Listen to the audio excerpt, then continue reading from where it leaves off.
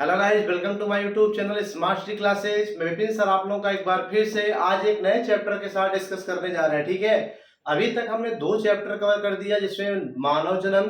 आज हम तीसरा चैप्टर लेकर के आपके साथ डिस्कस करेंगे। ठीक है, पहला चैप्टर में हमने आपको जीवों में जन्म पढ़ाया, फिर दूसरा पुष्पी पौधों में लैंगिक जन्म पढ़ाया, और आज हम तीसरे की बात कर रहे हैं। ठीक है, जिसका नाम क्या है, ह्यूमन रिप्रोडक्शन अर्थात मानव जन्म। हम इसकी चर्चा करेंगे। ठीक है, लेकिन उसके पहले अगर आप चैनल पे नए हैं, चैनल को सब्सक्राइब करें, और अगर आप चैनल को पहले सब्सक्राइब किए हैं तो इस वीडियो के लिंक को, ठीक है, आप अपने दोस्तों के ग्रुप में जरूर शेयर करें। मैं इस बात को वीडियो शुरू करने के पहले जरूर कह देता हूं ताकि आपके अपने जो दोस्त हैं उन पर भी ये वीडियो पहुंच सके। ठीक है, तो आज हम सब्जेक्ट बायोलॉजी के ही अंतर्गत जो तीसरा चैप्टर आपका है, ठीक है, बायोलॉजी में वो ह्यूमन रिप्रोडक्शन है अर्थात मानव जन्म। आज हम इसी मानव जन्म के बारे में डिस्कस करेंगे। इसकी पहली हेडिंग भी वही है, मानव जन्म, अर्थात इंट्रोडक्शन के तौर पे देखें तो ह्यूमन रिप्रोडक्शन किसे कहते हैं, अर्थात what do mean about reproduction. That simple, आपको पहले पार्ट में पढ़ा दिया। रिप्रोडक्शन क्या है, अपने समान संतान उत्पन्न करने की क्षमता को क्या कहते हैं, रिप्रोडक्शन कहते हैं। लेकिन यहां पर रिप्रोडक्शन तो यार जीवों में होता है। जीव दो होते हैं, प्लांट और एनिमल। ठीक है, कितने होते हैं, दो होते हैं, प्लांट और एनिमल। अगर हम बात करें तो नंबर एक आपका प्लांट हो गया और दूसरा बेटा क्या है, एनिमल है। इन दोनों को हम क्या कहते हैं, जीव कहते हैं। और इसी जीवों में क्या होता है, जन्म क्रिया संपन्न होती है। कहां पर, जीवों में। अब चूंकि जीव प्लांट भी है और एनिमल भी है, अर्थात प्लांट में भी होता है और एनिमल में भी। तो प्लांट में आपने अभी पिछले चैप्टर में स्टडी किया जिसमें एक विशेष प्रकार का फ्लावरिंग प्लांट लिया गया, पुष्पी पौधे, क्योंकि जिनमें पुष्प लगते हैं उसी में क्या होता है, रिप्रोडक्शन क्रिया संपन्न होती है। ठीक है, अब हम बात करेंगे एनिमल में। अब एनिमल में तो हाथी, घोड़ा, बंदर, बिल्ली, मनुष्य, चूहा, बहुत सारे एनिमल्स हैं। लेकिन उन सब एनिमलों में सबसे ज्यादा बुद्धिमान एनिमल मनुष्य होता है। इसलिए हम मनुष्य में रिप्रोडक्शन का अध्ययन करने जा रहे हैं। ठीक है, अकॉर्डिंग टू योर सिलेबस। तो नाउ टू बी अलर्ट, सभी लोग क्या हो जाइए, एकदम चैतन्य हो जाइए, अपने दिमाग को खोल लीजिए। तो आइए देखते हैं पहली हेडिंग क्या है, मानव जन्म। हमने पहले ही बता रखा है, कुछ भी पढ़ना बेटा रटने की जरूरत नहीं है, केवल हेडिंग को तोड़िए मरोड़िए, कुछ ना कुछ आपको पता जरूर चल रहा है। ठीक है, तो देखिए मानव माने हो गया, समझ रहे, मनुष्य, यानी हम आपकी बात कर रहे हैं, ना कि हाथी घोड़े की बात कर रहा है। और जन्म का मतलब होता है जन्म देना, यानी हम लोग जन्म देते हैं। क्या जन्म देते हैं, अब हाथी घोड़ा तो जन्म देंगे नहीं भी, क्यों, सही है कि नहीं, क्या आप हाथी घोड़े को जन्म देंगे, सुअर गधे को जन्म दे देंगे, ऐसा नहीं है। कोई भी प्राणी क्या होता है, अपने ही जैसे संतान पैदा करता, अपने ही जैसे जीव का जन्म देता है। ठीक है, अपने ही जैसे जीवों को पैदा करता है। तो हम मानव हैं तो हम भी अपने ही जैसे जीवों को जन्म देंगे ना। तो यानी कहने का मतलब हुआ कि मानव माने मनुष्य, जन्म माने जन्म देना, अर्थात मनुष्य के द्वारा किसी अपने जैसे संतान को जन्म देने की प्रक्रिया को क्या कहते हैं, मानव जन्म कहते हैं। भाई स्वाभाविक सी बात है कि अगर आप जीवधारी हैं, अगर आप लिविंग बीइंग्स हैं, तो आप अपने आने वाले जनरेशन का निर्माण करेंगे। उसी निर्माण करने के लिए जो प्रोसेस अपनाएंगे, जो प्रक्रिया अपनाएंगे मेल और फीमेल के बीच, उसी प्रक्रिया प्रोसेस को हम क्या कहते हैं, मानव जन्म कहते हैं, अर्थात ह्यूमन रिप्रोडक्शन कहते हैं। आई थिंक बात समझ में आ गई होगी। और डिफिनेशन भी हमने यहाँ पे लिख रखा है कि मानव अर्थात मनुष्य द्वारा अपने समान संतान, सबसे इंपॉर्टेंट चीज कि जन्म प्रोसेस में क्या होता है, जन्म दी जाता है। आप सीधा सीधा हमेशा याद रखो, जन्म माने जन्म देना। कौन जन्म देगा, जीव। किसको देगा, अपने जैसे संतान को। हम मानव हैं, हम जीव हैं, तो हम भी जन्म देंगे किसको, अपने संतान को। कैसे, अपने जैसे। ठीक है, ऐसा नहीं हाथी पैदा कर देंगे, घोड़ा पैदा कर देंगे। तो वही कह रहा है कि मानव मनुष्य द्वारा अपने समान संतान, ठीक है, अपने समान संतान उत्पन्न करने की प्रक्रिया को ही क्या कहते हैं, मानव जन्म कहते हैं, अर्थात ह्यूमन रिप्रोडक्शन कहते हैं। और इसमें अगर आगे बढ़े तो इसमें प्रायः 2 कारक, ठीक है, कितने, 2 कारक। 2 कारक का मतलब, अब आप बताइए, अगर आपको संतान उत्पन्न करना हो तो 2 लोगों की जरूरत पड़ेगी ना, एक नर और एक मादा। अर्थात एक आप है तो एक क्या आपकी कोई महिला, आपकी पत्नी होनी चाहिए। ठीक है, वो क्या होगी, दोनों मिल करके ही नए संतान का निर्माण करेंगे। तो वही कह रहा है कि इसमें 2 कारक, अर्थात एक नर और एक मादा, अर्थात मेल और फीमेल। बेटा जो नर होता है पुरुष को कहते हैं और जो मादा होता है वो महिला को कहते हैं। ठीक है, तो एक नर व एक मादा की सहभागिता होती है। अर्थात एक नर और एक मादा आपस में सह माने साथ साथ भाग लेते हैं, तब जाके एक संतान उत्पन्न करते हैं। लिखिए आगे लिखा भी है, अर्थात मानव में संतान उत्पन्न करने के लिए, ठीक है, दो लोगों की अर्थात नर व मादा, नर का मतलब हो गया पुरुष संज्ञा, ठीक है, और मादा का मतलब यहाँ पे किससे है, महिला से, ठीक, की आवश्यकता पड़ती है। ठीक है, इसीलिए मानव जनन जो होता है, ह्यूमन रिप्रोडक्शन, वो लिंगी जनन या लैंगिक जनन कहलाता है। एक इंपॉर्टेंट बात और निकल के आ गई कि मानव में जनन तो होता है, लेकिन कौन जनन होता है। हमने जनन की 3 विधियां पढ़ाई है, कायिक जनन, अलैंगिक और लैंगिक। अगर आपसे पूछा जाए मानव में कौन से होता है, तो लैंगिक जनन। लैंगिक जनन की पहचान क्या होती है, जहां दो लोगों की जरूरत पड़े, एक मेल और एक फीमेल, उसे हम क्या कहते हैं गाइस, लैंगिक जनन। तो चूंकि मानव में भी क्या हो रहा है, एक नर व एक मादा की आवश्यकता होती है, इसलिए इस जनन को हम लैंगिक जनन या लिंगी जनन कहते हैं। ठीक है, क्लियर हो गया, कोई दिक्कत नहीं होनी चाहिए, कोई डाउट नहीं होना चाहिए। मानव जनन किसे कहते हैं, हमने एक बार फिर से एक बार दे दी, मानव माने मनुष्य, जनन माने जन्म देना, अर्थात मनुष्य द्वारा जन्म देना, किसको, अपने संतान को, अपने बच्चे को, अपने पीढ़ी को, ठीक है, और कैसे, अपने ही जैसे।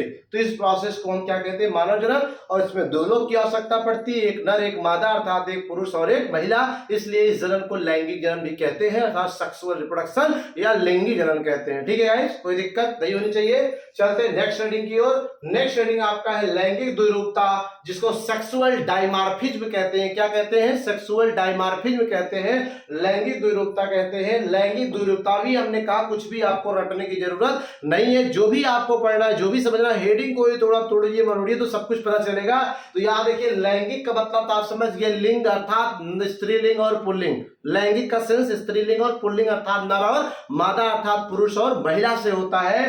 ठीक है, और द्विरूपता, द्वि माने दो, रूपता माने रूप। अब आप बताइए कि मानव में दो लिंग है कि नहीं, नर और मादा दो है ना, पुरुष और महिला दो है, क्या दोनों एक जैसे हैं या दोनों अलग अलग हैं, अर्थात दो रूप है मानव में कि एक ही रूप है। भाई कोई स्त्री है, मान लीजिए आप फीमेल है तो आप भी मानव हैं, और मैं मेल हूं तो मैं भी मानव हूं, दोनों मानव हैं। ठीक है, जैसे स्मिता और राकेश, ये दोनों मानव में आते हैं। वो एक अलग बात है कि एक महिला और एक पुरुष, लेकिन दोनों मनुष्य ही हैं, मानव ही हैं, अर्थात मानव में भी दो कैटेगरी है, एक मेल और एक फीमेल की, अर्थात दो रूप है। तो इसी दोनों रूप को हम क्या कहते हैं, तुलनात्मक रूप से लैंगिक द्विरूपता कहते हैं, अर्थात सेक्सुअल डायमॉर्फिज्म कहते हैं। ठीक है, तो बोलो कोई रटने की जरूरत पड़ी नहीं पड़ी।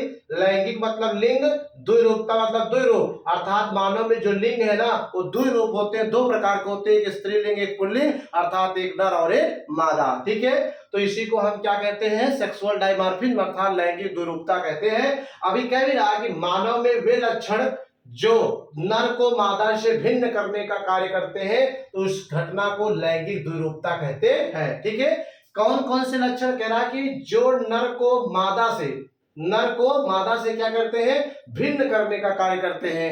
अब आप देखिए कि अगर मैं नर हूं तो मेरे में दाढ़ी मूछ का निर्माण हुआ है, जबकि किसी महिला में, किसी मादा में ये दाढ़ी मूछें नहीं पाई जाती हैं। इसके आधार पे हम बता सकते हैं कि कौन मेल है कौन फीमेल है। तो दो रूप आपका क्या हो जाएगा, कंफर्म हो जाएगा।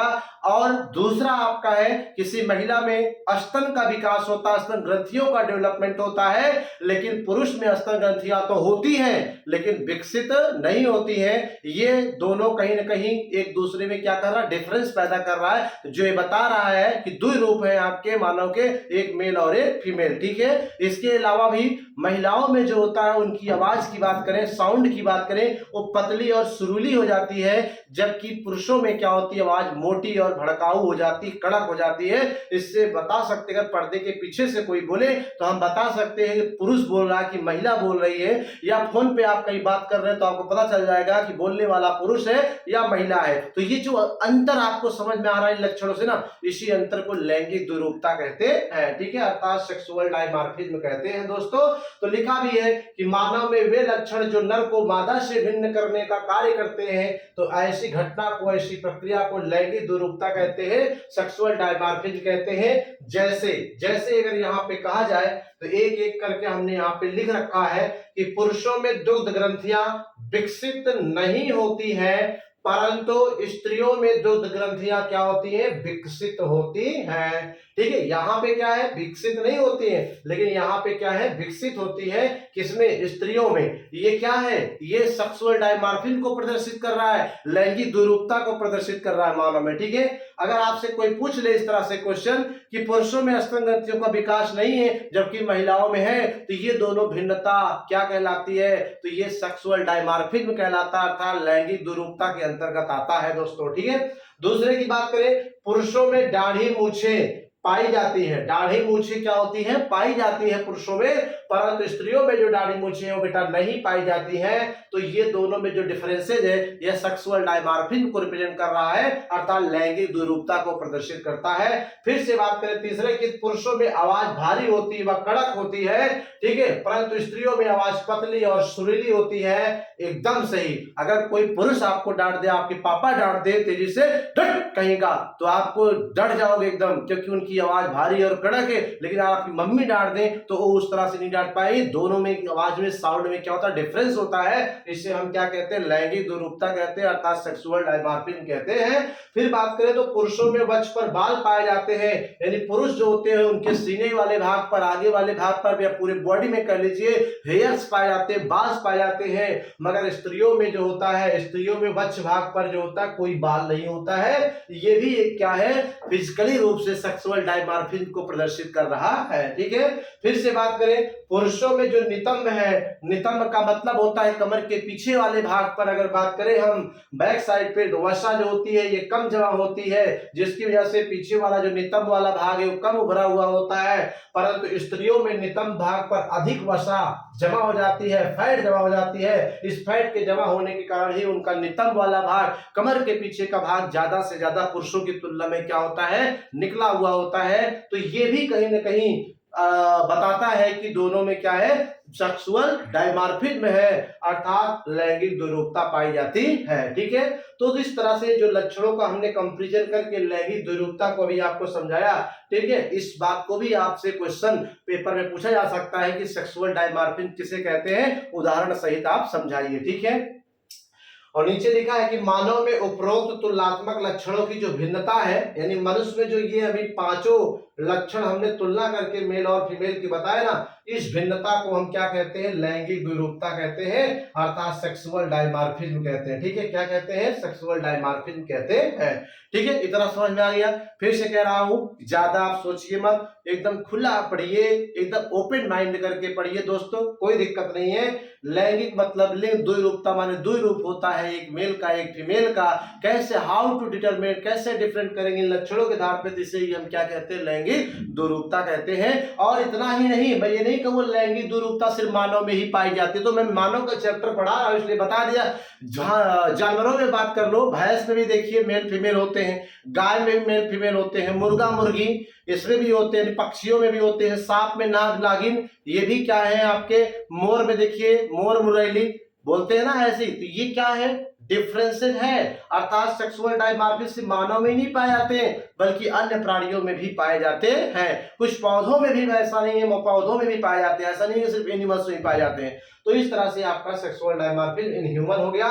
अब बात करते हैं दोस्तों मानव जनन की प्रक्रियाओं के बारे में, कि मानव जनन तो आपने बता दिया कि मनुष्य द्वारा जन्म देना अपने जैसे संतान को मानव जनन कहलाता है। तो इसकी प्रक्रियाएं क्या होती है, क्या मुंह से हमने कह दिया और हमने अपने जैसे संतान को पैदा कर दिया, ऐसा नहीं है कि कहते हैं ये संतान पैदा हुआ और लड्डू बट गया, सब लोग खा लिए, पूरा काम खत्म, ऐसा नहीं है। इसमें कुछ प्रोसेस होते हैं, कुछ प्रक्रियाएं होती हैं। कौन कौन सी प्रक्रियाएं होती हैं, कौन कौन सी प्रोसेस होती है, उस स्टेप बाय स्टेप चरण को हम समझने जा रहे हैं। ठीक है। तो कह रहा है कि मानव जनन की प्रक्रिया है, तो मानव पहली चीज स्तनधारी प्राणी है, अर्थात मैमल्स में आता है। मैमल्स का मतलब होता है जो स्तन को धारण किए हुए हैं। कुछ बच्चे समझ रहे स्तनधारी का मतलब क्या होता है, अरे भाई स्तन का मतलब आप समझ ही रहे, ब्रेस्ट की बात कर रहा है। धारी का मतलब धारण करने वाला, अर्थात जो प्राणी ब्रेस्ट को धारण किया हुआ है, अर्थात दुग्ध ग्रंथियां जिसके पास है, उसे हम स्तनधारी प्राणी कहते हैं। ठीक है। क्या कहते हैं, स्तनधारी। जैसे चिड़िया है तो चिड़िया के पास पास कोई स्तन नहीं है, इसलिए वो स्तनधारी प्राणी नहीं है, बल्कि अंडे देने वाले प्राणी होते हैं। लेकिन हम लोग स्तनधारी हाथी, घोड़ा, बंदर, बिल्ली, मनुष्य या आप कह लो जो बच्चे देने वाले प्राणी होते हैं ना, क्योंकि बच्चे जब कोई पैदा करेगा तो उसे पैदा होते ही मान उसके पास दांत नहीं हो जाएंगे, उसे दूध की जरूरत पड़ती है। कुछ दिन किसी ने, ईश्वर ने क्या किया है, स्तन ग्रंथियों का निर्माण कर दिया कि भाई बच्चा आप पैदा करेंगे तो तुरंत दांत नहीं होगा खाने के लिए, तो उसको पीने के लिए कुछ चाहिए, तो भगवान ने उसका निर्माण कर दिया मादा की बॉडी में स्तन के रूप में, उसे स्तन ग्रंथ कहते हैं। अर्थात स्तनधारी प्राणी कोई पूछे किसे कहते हैं, तो आप कहेंगे कि जिसमें स्तन पाया जाए, ठीक है, दुग्ध ग्रंथियां पाई जाए, उसे स्तनधारी प्राणी कहते हैं। खासकर ये बच्चे पैदा करने वाले होते हैं। तो वही कह रहा है कि मानव स्तनधारी प्राणी है, ठीक है, जो जरायुज है। जरायुज का मतलब होता है, ठीक है, बच्चे देने वाला, ठीक है, जरायुज का मतलब क्या होता है गाइस, बच्चे देने वाला, ठीक है, जो बच्चा पैदा करे उसे जरायुज कहते हैं, ठीक है। और इसमें निम्नलिखित जनन प्रक्रियाएं संपन्न होती है, ठीक है। कह रहा है मानव क्या है, स्तनधारी प्राणी है, जरायुज है, और इसमें जनन क्रियाएं क्या होती है, निम्नलिखित तरीके संपन्न होती है। यहाँ पे हमने सबका नाम दिया है। कैमरे में आपको सिर्फ ये युग्मक जनन, वेद निषेचन, निषेचन, युग्मक निर्माण ही दिख रहा होगा। इसके नीचे भी 3-4 है, मैं आपको कैमरा डाउन करके दिखाऊंगा, ठीक है। पहले स्टेप बाय स्टेप एक एक की बात हम कर लेते हैं, ठीक है। तो पहले आप इतना स्क्रीनशॉट ले लीजिए, सभी लोग इतने का स्क्रीनशॉट लें, फिर हम इन प्रक्रियाओं का बारी बारी से वर्णन करने जा रहे हैं, ठीक है। सभी लोग इसका स्क्रीनशॉट लें। तो चलिए, नोट कर लिया होगा आप लोगों ने। अब हम चलते हैं, जो प्रोसेस हमने अभी आपको बताया, ठीक है, कि जो मानव जनन होता है, ऐसा नहीं है कि हमने कह दिया और बच्चा पैदा हो गया। उसके लिए कुछ प्रक्रियाएं होती हैं, कुछ स्टेप बाय स्टेप चरण होते हैं, उनको कंप्लीट होने में ही, ठीक है, कम से कम 9 महीने लग जाते हैं। तब जाके एक शिशु, एक बेबी, अर्थात एक अपने जैसे संतान का निर्माण करते हैं, तब जाके प्रोसेस पूरा। भी हम आपसे कहेंगे, कुछ लोगों के दिमाग में ये बात घूम रही होगी कि बस एक मेल ने एक फीमेल के साथ शारीरिक संबंध बना दिया और उसके बाद हो गया, जनन क्रिया संपन्न। ऐसा नहीं है, वो तो जनन का पहला स्टेप है, ठीक है। जनन क्रिया का मतलब है, हमने कहा परिभाषा क्या बता रही, अपने समान संतान उत्पन्न करना, अपने समान संतान उत्पन्न करना। उत्पन्न मतलब पैदा कर देना, पैदा का मतलब है डिलीवरी, अर्थात प्रसव, यानी कि पहले स्टेप से लेकर प्रसव तक के बीच का जो प्रोसेस है, अर्थात पहले दिन से लेकर 9 महीने तक, प्रसव होने में 9 महीने लग रहा है, तो ये पहले दिन से 9 महीने का जो काल है, ये आपका जनन का समय है। अर्थात इतने समय में जो जो बॉडी में परिवर्तन प्रोसेस होते हैं ना, उसी को हम क्या कहते हैं, जनन प्रक्रियाएं कहते हैं। और ऐसे में हमने लिख भी रखा है, युग्मक जनन, वीर्य सेचन, निषेचन, फिर युग्मनज निर्माण, फिर विदलन, फिर अंतररोपण, फिर गर्भावधि और प्रसव। ये इतने प्रकार के हैं, अर्थात 1 2 3 4 5 6 7 8 स्टेप होते हैं। अगर आपसे कोई पूछे कि how many step of human reproductions, आप कहेंगे 8, अर्थात 8 चरण कुल होते हैं मानव में जनन क्रिया को संपन्न करने के लिए, अर्थात शिशु को जन्म देने के लिए। और प्रत्येक चरणों में क्या क्या होता है, आइए समझते हैं। और पहले चरण में क्या होता है, दूसरे में क्या होता है, इस बात की स्टडी हम यहाँ पे करेंगे, ठीक है। सबसे पहला कह रहा है, पहला क्या है बेटा, यहाँ पे पहला आप देख ही रहे हैं क्या कह रहा है, युग्मक जनन, युग्मक जनन, ठीक है। कुछ समझ में आ रहा है आपको, नहीं आ रहा होगा, चलिए कोई बात नहीं। हमने अभी आपको कहा हेडिंग को ही तोड़िए, आंसर आपका निकल जाएगा, आपको ज्यादा कुछ करने की जरूरत नहीं है। युग्मक जनन कह रहा है, तो युग्मक जनन का मतलब क्या होता है, विशेष प्रकार से आपको रटने की जरूरत नहीं है। यहाँ पे आप देख सकते हैं, युग्मक जनन का मतलब, यहाँ पे अगर हम थोड़ा सा इसको सॉर्ट आउट करें, ठीक है, युग्मक जनन, तो अभी मैंने कहा जन्म का मतलब होता है जन्म देना, अर्थात निर्माण करना या बनाना, ठीक है, निर्माण करना या बनाना या क्या करना, उत्पन्न करना।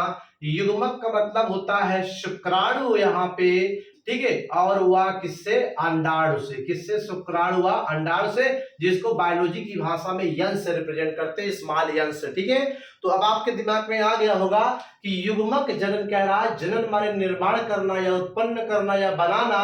युग्मक का मतलब शुक्राणु या अंडाणु, अर्थात शुक्राणु या अंडाणु का निर्माण करना या बनाना या उत्पन्न करना क्या कहलाता है, युग्मक जनन कहलाता है। बहुत रटने की जरूरत नहीं है, आप कह सकते हैं युग्मक अर्थात शुक्राणु अंडाणु, जनन माने जन्म देना या बनाना, तो यानी जनन करने के लिए अब आप बताइए एक 6 साल का बच्चा हो, उसे किसी लड़की से शादी कर दिया जाए तो क्या वो बच्चे पैदा कर लेगा? नहीं करेगा। क्यों नहीं कर पाएगा? क्योंकि उसके अभी जो जननांग है ना वो कार्य नहीं कर रहे। क्यों नहीं कर रहे? क्योंकि बच्चा पैदा करने के लिए भगवान ने 2 अंश बनाया है, मेल और फीमेल, और एक बच्चा पैदा करने के लिए आधा मेल का अंश चाहिए, आधा फीमेल का चाहिए। तो ऐसा कुछ है जिसे भगवान ने आधा पुरुष को और आधा महिला को दे दिया है। वह क्या है ऐसा?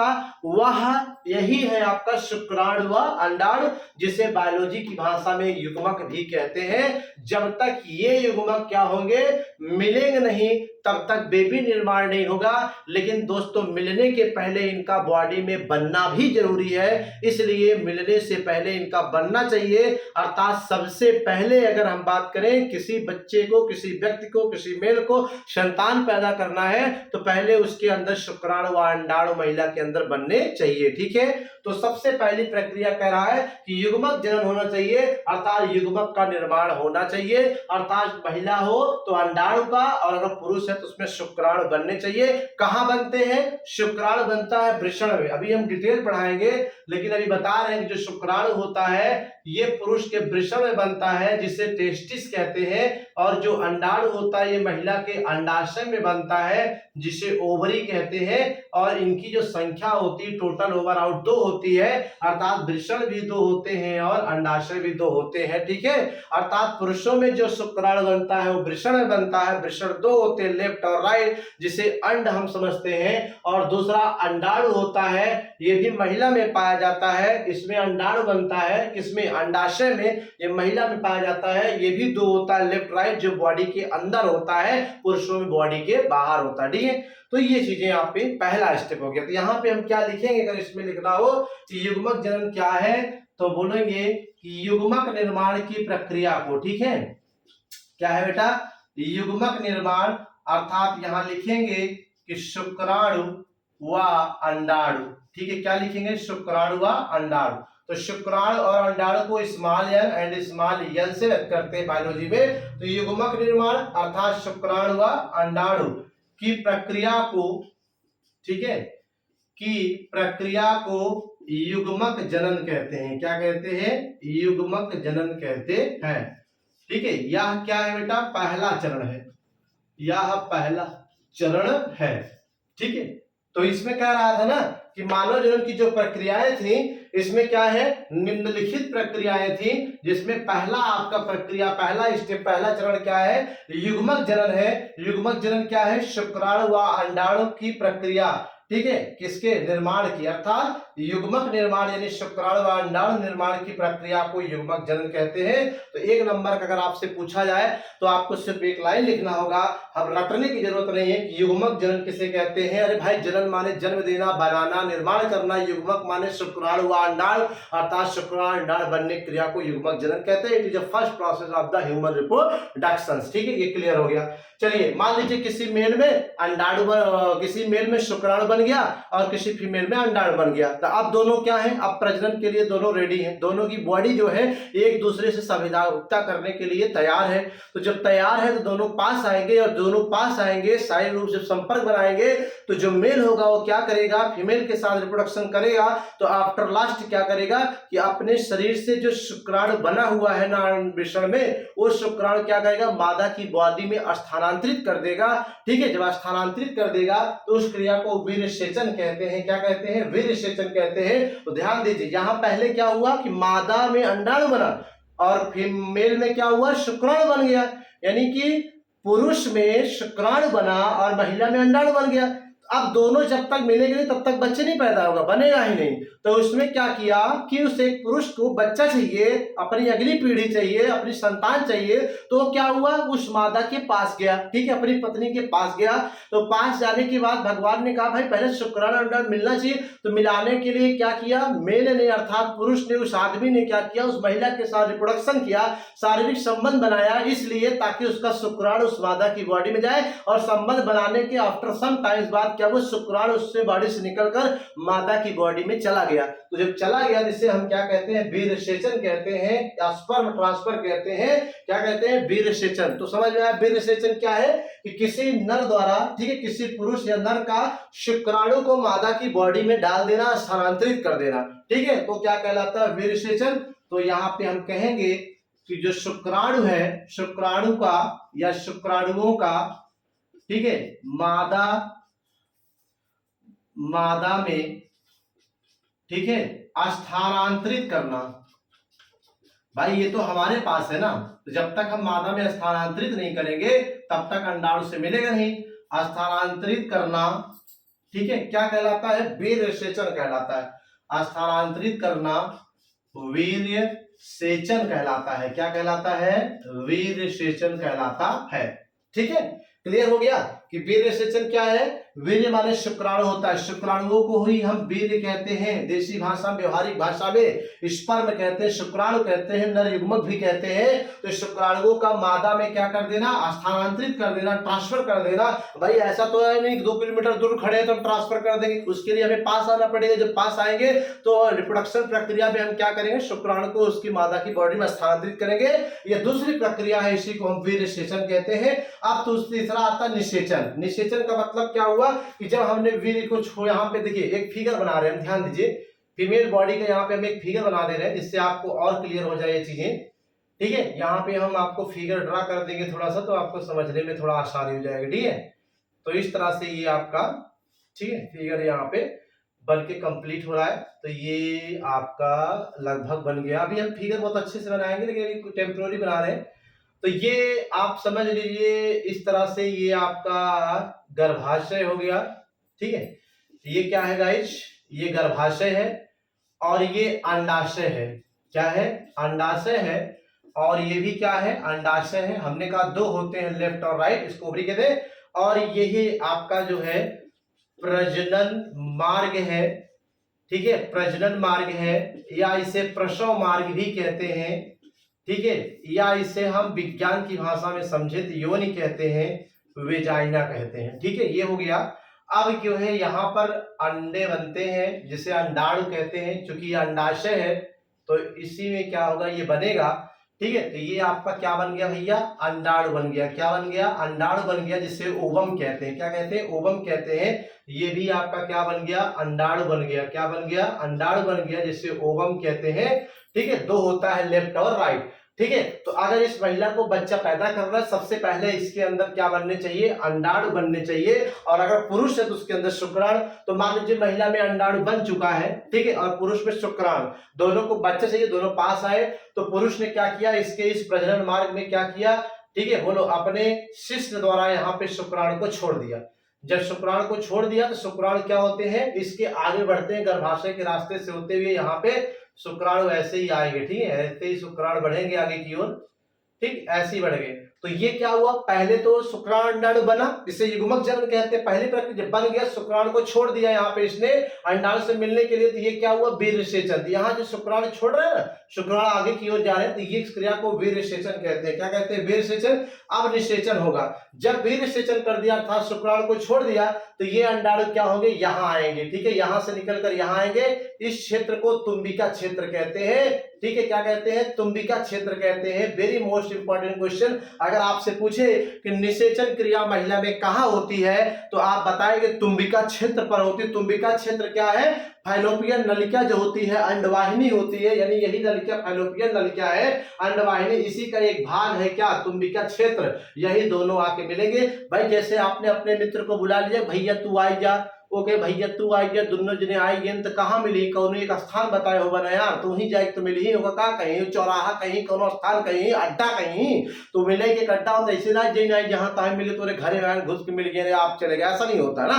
तो वही चीजें यहाँ पे है। ठीक है, कि जो शुक्राणु चला यहाँ से, ऐसा नहीं है कि यही अंडाणु है यहीं आके मिल जाए। शुक्राणु यहाँ वीर्यसेचन जब कर दिया, शुक्राणु को छोड़ दिए, शुक्राणु ऐसे भागते हुए इधर कुछ इधर जाएंगे। तो यहाँ वाला अगर ये अंडाशय, ये वाला अंडाशय अपना अंडाणु यहाँ छोड़ा है, इसे तुम्बिका क्षेत्र कहेंगे यहीं पे। तो ये शुक्राणु यहीं पर जाके ऐसे क्या होंगे, यहाँ पे ऐसे ही जा करके यहाँ पे इससे मिल जाएंगे। ठीक है, तो जब मिल गए तो इस मिलने की क्रिया को निषेचन कहते हैं। क्या कहते हैं? निषेचन। भाई ये शुक्राणु अंदर क्यों जा रहा है, तो बताइए आप क्यों जा रहा है? यहाँ पे किसी से मिलने जा रहा है, किससे मिलने जा रहा है? अंडाणु से मिलने जा रहा है। भाई बच्चा पैदा करने के लिए दो चाहिए, शुक्राणु अंडाणु, तो अंडाणु महिला के पास था यहाँ पर, तो ये अब पुरुष ने शुक्राणु विसेचन कर दिया, छोड़ दिया, दोनों जाके मिलेंगे किस क्षेत्र पर? तुम्बिका क्षेत्र पर। तो जब मिल गए तो मिलने की क्रिया को क्या कहते हैं? निषेचन कहते हैं। अब आपसे पूछे कोई निषेचन क्या है, फर्टिलाइजेशन क्या है, संलयन क्या है, तो आप क्या कहोगे कि साथ में मिलना किसका? शुक्राणु का। किसके साथ? अंडाणु के साथ। ठीक है, अर्थात नर युग्मक का मादा युग्मक के साथ मिलना या शुक्राणु का अंडाणु के साथ मिलना, क्या कहें? मिल जाए तो इस क्रिया को निषेचन कहते हैं, फर्टिलाइजेशन कहते हैं, याद रखिएगा। ठीक है, तो तीसरी प्रक्रिया क्या हो गई? निषेचन हो गया। ठीक है, तो ये भी आपका क्या हो गया? कंप्लीट हो गया। तो यहाँ पे अगर लिखना हो कि निषेचन क्या है, ठीक है, तो यहाँ पे आप लिख सकते हो, ये तो इसका हो गया। और अगर निषेचन कहा जाए तीसरी प्रक्रिया निषेचन में लिखने को गाइस, तो ये है आपका निषेचन। निषेचन में मैंने आपको कहा शुक्राणु का अंडाणु में मिलना। ठीक है, तो यहाँ पे लिखेंगे कि शुक्राणु का अंडाणु से, ठीक है, इसको यन से लिखते हैं, शुक्राणु को भी अंडाणु को, शुक्राणु का अंडाणु से मिलना, ठीक है, मिलना निषेचन कहलाता है, अर्थात फर्टिलाइजेशन कहलाता है। ठीक है, निषेचन कहलाता है। तो ये होगी वो तो, ठीक है, कि निषेचन का है भैया शुक्राणु का अंडाणु से मिलना, निषेचन कहलाता है, फर्टिलाइजेशन कहलाता है। भाई जब यहाँ शुक्राणु छोड़ दिए तो जाके अंडाणु से मिलेगा ही, तो जब मिल गया तो इस क्रिया को निषेचन कहते हैं। अच्छा, जब निषेचन हो गया क्या यही बच्चों पैदा हो जाएगा? ऐसा तो संभव नहीं है। यहाँ पे क्या होगा बताइए कि जब दोनों मिलेंगे तो मिलने के बाद कोई स्ट्रक्चर, कोई संरचना बनाएंगे। जैसे आप आपने जाके किसी दोस्त से मिले तो मिलकर कहा चले आप कोई प्लान बनाओगे ना, कोई योजना बनाओ, कोई नई बात बनाओगे। तो वैसे ये भी है कि जब शुक्राणु यहाँ अंडाणु के पास गया, दोनों जब यहाँ पे मिले तुम्बिका क्षेत्र पर, तो ये ऐसे ही नहीं रहेंगे, मिलकर पड़ेंगे, एक नई संरचना बनाएंगे। उसी संरचना को हम क्या कहेंगे? युग्मनज कहते हैं। क्या कहते हैं? युग्मनज कहते हैं। अब आपको समझ में आ गया शुक्राणु अंडाणु मिलकर क्या बनाते हैं? युग्मनज निर्माण करते हैं। ठीक है, उसी को हम युग्मनज या जाइगोट कहते हैं। तो यहाँ पे लिखेंगे हम, ठीक है, कि शुक्राणु युग्मनज निर्माण क्या है कि निषेचन के बाद, ये कब होता है? जब निषेचन होता है, अर्थात शुक्राणु अंडाणु मिलते हैं। ठीक है, निषेचन के बाद शुक्राणु व अंडाणु के मिलने पर बनी रचना को हम क्या कहते हैं? ठीक है, आप बोलो क्या कहते हैं? युग्मनज कहते हैं। क्या कहते हैं? युग्मनज, टूयन, अर्थात अंग्रेजी में से जाइगोट कहते हैं। क्या कहते हैं? जाइगोट कहते हैं। ठीक है, तो बोलो युग्मनज निर्माण क्या है? जब निषेचन हुआ, ठीक है, निषेचन के बाद क्या हुआ? शुक्राणु अंडाणु जब मिले तो एक रचना बनी, एक संरचना बनी, एक स्ट्रक्चर बना। उसी स्ट्रक्चर को हम युग्मनज या जाइगोट कहते हैं। ठीक है, इस प्रक्रिया को युग्मनज निर्माण कहते हैं। ठीक है, इस प्रक्रिया को क्या कहते हैं? इस प्रक्रिया को युग्मनज निर्माण कहते हैं। ठीक है, युग्मनज निर्माण कहते हैं। ये आपका क्लियर हो गया। जिसे हम हटा दे रहे हैं, इसका काम खत्म हो गया। अभी फिर से बना लेंगे, इसको कोई दिक्कत नहीं है। तो यहाँ पे हटा के यहाँ बना लेंगे हम। तो ये आपका हो गया युग्मनज निर्माण। ठीक है, फिर क्या हो रहा है? युग्मनज निर्माण के बाद क्या होगा? विदलन होगा। विदलन का मतलब क्या होता है? ठीक है, विदलन का मतलब देखिए, फिर से यहाँ पे फिगर हमें बनाना पड़ेगा। ठीक है, बिना बनाए यहाँ पे आपका कल्याण नहीं होने वाला है। ठीक है, फिगर तो हमें बनाना ही पड़ेगा। तो चलिए कोई बात नहीं, फिगर बन जा रहा है। तो सपोज करिए आपका फिगर बन गया। ठीक है, तो ये आपका फिगर बन गया। तो सपोज करिए ये शुक्राणु है, यहां जब आया तो ये शुक्राणु था और ये आपका था अंडाणु। ठीक, ये अंडाणु था, दोनों अलग अलग दिख रहे हैं। ये आपका क्या है? मान लीजिए हमने कहा शुक्राणु था और ये क्या था? अंडाणु था। जब दोनों मिल गए तो मिलने के बाद दोनों क्या हुआ? ओवरऑल एक संरचना बनाए। तो इसे हमने क्या कहा? युग्मनज कह दिया। ठीक है, अर्थात 2n कह दिया। अब ये युग्मनज क्या होगा? जब यहाँ गर्भाशय में आएगा, बच्चा तो यहीं पलेगा ना भाई, बच्चा कहाँ पलेगा? यहीं पलेगा। ये भाग क्या है? ये गर्भाशय है, यूटेरस होता है, तो बच्चा यहीं पलेगा। तो यानी जो दोनों मिले हैं, इन्हीं के मिलने से बच्चा बनेगा। यानी ये संरचना, ये जो युग्मनज है, ये यहाँ पे आना चाहिए। तो ये यहाँ से जब यहाँ आता है चल करके ना, उसी दौरान यहाँ से यहाँ आने के दौरान ही इस युग्मनज का, ठीक है, विदलन हो जाता है। विदलन का मतलब है कि अगर इसको यहाँ बाहर निकाल के ऐसे देखें तो ये 2 भागों में बटेगा, ऐसे फिर 4 भाग, फिर 8 भाग, फिर ऐसे 16 भागों में बढ़ जाएगा। ठीक है, ये बढ़ जाएगा तो इस क्रिया को हम विदलन कहते हैं। क्या कहते हैं? विदलन कहते हैं। ठीक है, और जब विदलन होगा यानी 2 से 4, 4 से 8, 8 से 16 भागों में बटेगा तो इस क्रिया को बटने को विदलन कहेंगे। लेकिन जो बनने विदलन के बाद बनेगी रचना, अब वो युग्मनज नहीं रहा बल्कि एक नई रचना हो गई जिसे हम मारुला कहते हैं। क्या कहते हैं? मारुला या तूतक कहते हैं। क्या कहते हैं? तूतक कहते हैं। ठीक है, अर्थात जब निषेचन में युग्मनज बना तो युग्मनज का विदलन हो गया, यानी युग्मनज के 2 से 4, 4 से 8, 8 से 16 खंडों में बढ़ गया, जिसे अब मारुला तूतक कहेंगे। तो ये मारुला और तूतक जो युग्मनज से बना तो इस क्रिया को विदलन कहते हैं। ठीक है, तो विदलन में आपको समझ में आ गया होगा। तो यहां लिखेंगे कि बने युग्मनज का, ठीक है, बने युग्मनज का विभाजन द्वारा, ठीक है, विभाजन द्वारा मारुला यानी तूतक, ठीक है, क्या तूतक जो बनता है मारुला बनता है, इसी को अंग्रेजी मारुला कहते हैं या तूतक कह लीजिए। ठीक है, फिर बाद में ये कोरक पुटी, आगे चलकर ये कोरक पुटी में, ठीक है, आदि बनता है। आदि बनने की क्रिया को, आदि बनने की क्रिया को विदलन कहते हैं। क्या कहते हैं? विदलन कहते हैं। ठीक, ये आपको कह रहा है युग्मनज, बने युग्मनज, यानी इसके पहले क्या हुआ था? युग्मनज बना था, तो अब क्या होगा? विदलन होगा। विदलन के बाद अंतररोपण, अंतररोपण का गर्भावधि। तो जो युग्मनज बना, ये 2n बना, यहाँ पे ये जो 2n बना, ये आगे चलकर क्या हो गया? विदलन हो गया। 2 से 4, 4 से 8, 8 से 16 भागों में बटा, तो इस क्रिया को विदलन कहते हैं। और बनने के बाद, जो बटने के बाद बना वो मारुला या तूतक या कोरक पुटी कहलाता है। ठीक है, इस क्रिया को विदलन कहते हैं। फिर क्या हुआ? अंतररोपण। तो अभी मैंने क्या कहा कि ये जो विदलन होता है ये यहाँ गर्भाशय में पहुंच, धीरे धीरे जब चलता है ना, तो यहाँ से आने के दौरान ही विदलन होता है। जैसे ही विदलन कंप्लीट हुआ, मारुला तूतक बना, ये गर्भाशय में उस टाइम क्या हो गया? पहुंच चुका है। ठीक है, तो उसी को हम क्या कहते हैं कि जब ये यहाँ पे पहुंचेगा तो यहाँ गर्भाशय में क्या होता है? लिक्विड दूध जैसा द्रव होता है, जो इसमें यहाँ जब पहुंच गया, ये सपोज करिए ऐसे, ठीक है, ऐसे जब पहुंच गया ये, तब इसमें लिक्विड पदार्थ ऐसे स्रावित होकर के इसमें क्या होगा? घुसेगा। ठीक है, फिर ये जाकर के क्या होगा? इस गर्भाशय की दीवार से कहीं इधर या इधर, इस तरफ, इस तरफ, इस तरफ, कहीं भी क्या होगी? गर्भाशय की दीवार से जुड़ जाएगी, जिसे हम क्या कहेंगे? अंतररोपण कहते हैं। अंतररोपण का मतलब है कि जो ये मारुला या तूतक था, गर्भाशय की दीवार से जब भ्रूण या मारुला तूतक चिपक जाता है तो उसे हम भ्रूण का अंतररोपण कहते हैं।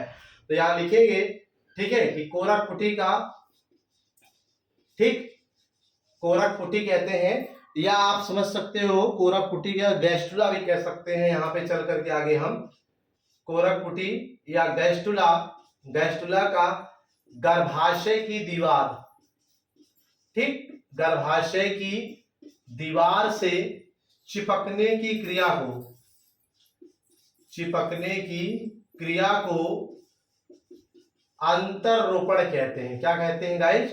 अंतररोपण कहते हैं।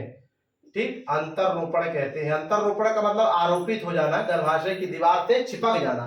ठीक है, जब चिपक गया तो अब ये यहाँ पर 9 महीने क्या होगा? चिपक करके भ्रूण का विकास करके बेबी का निर्माण कर देगा, अर्थात इसी को गर्भकाल या गर्भावधि कहते हैं। तो यहाँ पर गर्भावधि क्या है कि गर्भ में, ठीक है, गर्भ में भ्रूण का 9 × 27 270 दिन या 9 माह, ठीक है, पलना या रहना गर्भावधि कहलाता है। ठीक, क्या कहलाता है? गर्भावधि कहलाता है। तो ये आपका कह रहा है, ठीक है, गर्भ में भ्रूण का 270 दिन या 9 माह तक पलना रहना गर्भावधि कहलाता है। और जैसे ही 9 महीना जब पूरा हो जाएगा, क्या तब भी बच्चा गर्भ में रहेगा? जी नहीं, तब वो बच्चा क्या हो जाएगा? बाहर आने का प्रोसेस करेगा, जिससे कि ऑक्सीटोसिन हार्मोन स्रावित होगा पिट्यूटरी ग्रंथि से, जो ब्लड में घुलकर जिसमें बच्चा है अर्थात इस गर्भाशय में ऐसे संकुचन करेगा, और संकुचन करने की वजह से बच्चा धीरे धीरे ऐसे बाहर आ जाएगा। तो इस क्रिया को क्या कहेंगे? प्रसव। जब बच्चा बाहर आ गया गर्भ से 280 दिन बाद या 9 महीने, तो उसे हम क्या कहेंगे? प्रसव कहेंगे। और जब प्रसव हो गया तो जनन क्रिया कंप्लीट हो गई। ठीक है, तो ये आपका लास्ट आया क्या? प्रसव। प्रसव में क्या कहेंगे आप कि प्रसव में क्या कहेंगे कि 9 माह पूर्ण होने के बाद, 9 माह, ठीक है, पूर्ण होने पर, ठीक है, बच्चे का गर्भाशय से बाहर आना ही प्रसव कहलाता है। ठीक, क्या कहलाता है? प्रसव कहलाता है। तो ये आपका कंप्लीट हो गया। ठीक है, तो इसमें क्या है कि 9 माह पूर्ण हो जाता है जब, तो बच्चे क्या होते हैं? गर्भाशय से बाहर आ जाते हैं, तो इसके पाने की क्रिया को ही प्रसव कहते हैं, जिसे हम डिलीवरी कहते हैं। ठीक है, अब आपसे पूछे कि गर्भावधि कितने दिन का होता है, तो 270 दिन का। किसी में 1-2 दिन आगे पीछे हो सकता है, किसी महिला में कोई बीमारी हो तो 15 दिन पहले या बाद में भी हो सकता है, लेकिन जो नेचुरल होता है 9 महीने अर्थात 9 त्रिक 27, 270 दिन का होता है। तो ये रहा आपका क्या? जनन की प्रक्रियाएं। ठीक है, तो कुल मिलाकर के यहाँ पे फिर से एक बार पटा देख लिए कि जनन की पहली प्रक्रिया युग्मक जनन होनी चाहिए, अर्थात युग्मक का निर्माण होना चाहिए, जिसमें मेल में शुक्राणु, फीमेल में अंडाणु बनने चाहिए। ठीक है, तो लिखा भी हमने युग्मक निर्माण अर्थात शुक्राणु अंडाणु बनने की प्रक्रिया को युग्मक जनन कहते हैं। फिर युग्मक बन गया जब, तो क्या होगा? दोनों पास आएंगे, तो मेल शुक्राणु को उसकी बॉडी में छोड़ देगा, तो जिसे हम बेरिस्टेशन कहेंगे, अर्थात शुक्राणुओं का मादा में स्थानांतरित करना बेरिस्टेशन कहलाता है। जब शुक्राणु छोड़ दिया तो मादा के अंडाणु से जाके मिल जाएंगे, अर्थात निषेचन होगा, यानी शुक्राणु का अंडाणु से मिलना निषेचन कहलाएगा। और जब दोनों मिल जाएंगे तो एक रचना बनेगी, जिसे युग्मनज निर्माण कहते हैं, अर्थात निषेचन यानी मिलने के बाद शुक्राणु व अंडाणु के मिलने पर बनी रचना को हम युग्मनज कहते हैं, जाइगोट कहते हैं। इस प्रक्रिया को युग्मनज निर्माण कहते हैं। अब जो जाइगोट बना उसमें विभाजन होगा, 2, 2 से 4, 4 से 8, 8 से 16, जिसे विदलन कहते हैं। तो जो युग्मनज बना अब इसमें विभाजन द्वारा तूतक या कोरक पुटी बनेगा, इस क्रिया को विदलन कहेंगे। ठीक है, फिर जब विदलन होगा तो ये जाके क्या हो जाएगा? गर्भाशय में ही चिपक जाएगा, जिसे अंतरोपण कहते हैं, अर्थात बना हुआ कोरक पुटी गैस्ट्रुला गर्भाशय की दीवार से चिपकने की क्रिया को अंतरोपण कहते हैं। और जब चिपक गया तो वहां 9 महीने तक रहेगा, जिसे गर्भावधि कहेंगे। इसका काल 270 दिन या 9 माह होता है। फिर गर्भावधि पूरा होने पर प्रसव होगा, बच्चा बाहर आएगा, अर्थात 9 माह जब पूर्ण होता है तो बच्चा गर्भ से बाहर आता है, इस क्रिया को प्रसव कहते हैं। तो ये हो गया, जब प्रसव हो गया, बच्चा आपका पैदा हो गया, आपने अपने जैसे संतान को उत्पन्न कर दिया, तो इसे ही मानव जनन कहते हैं। तो ये कुल मिला के 9 प्रक्रियाएं थी। ठीक है, तो इसमें भी, इससे भी आप चाहे तो एक स्क्रीनशॉट ले लें, नोट कर लें। आप सभी लोग नोट कर लिया आपने, एक स्क्रीनशॉट भी, स्क्रीन को पॉज करके आप नोट कर लीजिए। तो इस वीडियो में इतना ही, मिलते हैं कल के नेक्स्ट वीडियो में, तब तक के लिए थैंक यू। वीडियो अच्छी लगी हो तो लाइक करिएगा। Thank you for watching this video guys, thank you, जय हिंद।